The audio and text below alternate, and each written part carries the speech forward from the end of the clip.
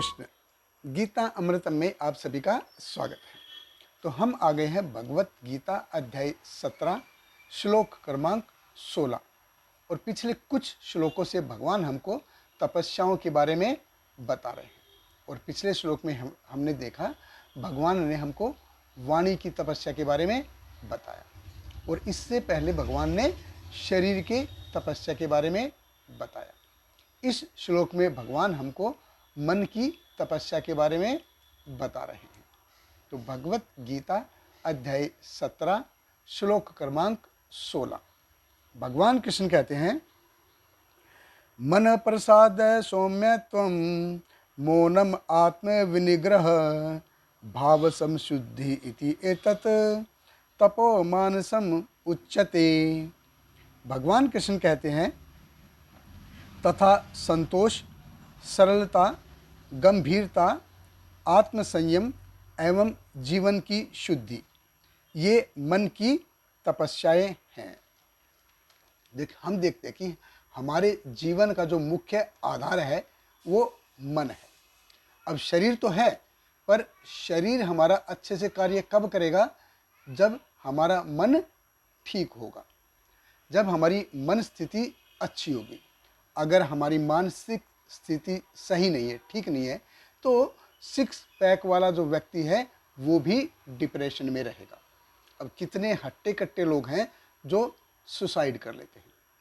लेकिन अगर मानसिक स्थिति सही है तो कोई जैसे किसी का व्यक्ति का कोई अंग काम नहीं कर रहा, विकलांग है, स्पेशली एबल्ड है, तो भी वो अपने कार्य अच्छे से करेगा।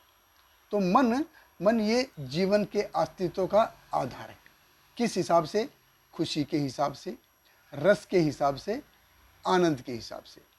अब शरीर जीवन का आधार है प्रैक्टिकली के हिसाब से, क्योंकि हम इससे प्रैक्टिकल कार्य करते हैं। लेकिन उन कार्यों में आनंद ढूंढने का काम कौन करता है? ये मन करता है। तो मन के लिए भी एक दायरा है। तो मन के लिए तपस्या क्या है? भगवान कृष्ण कहते हैं, मन प्रसाद। प्रसाद यानी कि अपने मन को हमेशा खुश रखे, चाहे परिस्थिति कैसी भी हो, परिस्थितियाँ चाहे विपरीत हो, व्यक्ति को हमेशा खुश रहना चाहिए। जब जीवन में सब कुछ हमारे इच्छा के अनुसार तो होता नहीं है, ज़्यादातर इच्छा के विपरीत ही होता है। तो जब चीज़ें इच्छा अनुसार ना हो तब संतुष्ट रहना। इच्छा अनुसार होगा तब तो संतुष्ट होगा ही होगा। जब चीज़ें इच्छा अनुसार ना हो तब मन को संतुष्ट रखें। इच्छा अनुसार ना हो तब धैर्य रखना। सब ये बहुत ही मुश्किल है। इसलिए मन प्रसाद है, हमेशा खुश रहने का प्रयास करना चाहिए। असल में हमेशा खुश रहना ये रियली में एक बहुत बड़ा चैलेंज है। भगवान कृष्ण कहते हैं सौम्यतम, कि देखिए जब व्यक्ति गुस्से में हो या चिंताओं से घिरा हो तब अपने आप को कूल रखे। जब परिस्थितियाँ रहेंगी ये मन को उद्वेलित करेंगी, फिर भी मन को शांत बना के रखना, एकदम कूल रहना। जैसे होता है ना चांद, एकदम सौम्यतम, बिल्कुल हमेशा कूल रहता है। मौनम, इस भौतिक जगत में देखिए हर कोई अपने आप को एक्सप्रेस करना चाहता है। दूसरों के एक्सप्रेशन वो बहुत कम देखना चाहता है, वो देखना चाहता ही नहीं है। हर किसी को जो अपनी प्रॉब्लम है ना, वो दूसरों की प्रॉब्लम से स्पेशल लगती है, कि उसकी प्रॉब्लम सबसे बड़ी है, अलग है।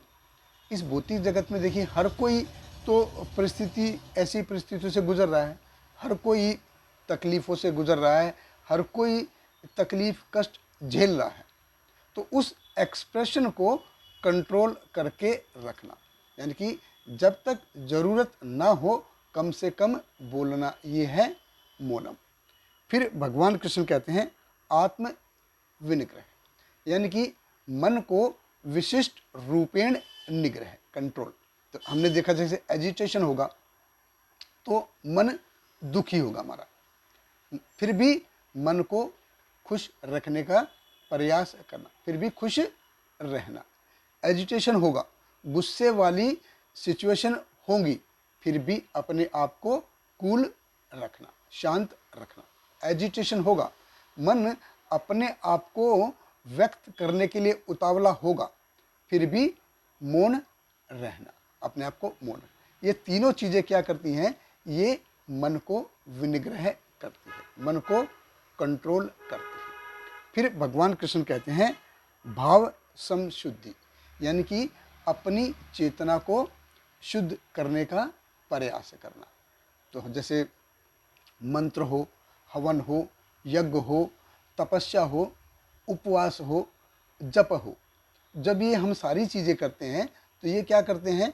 ये हमको भौतिक कार्यकलापों से खींच के अंदर की ओर लेके जाते हैं। तो ये है भाव समशुद्धि। इति एतत् मानसम उच्यते। और ये सारी चीज़ें क्या हैं? ये मन की तपस्याएं कहलाती हैं। बहुत बहुत धन्यवाद। हरे कृष्ण। श्रील प्रभुपाद की जय। Hare Krishna, Krishna Krishna, Hare Hare, Hare Rama, Rama Rama, Hare Hare.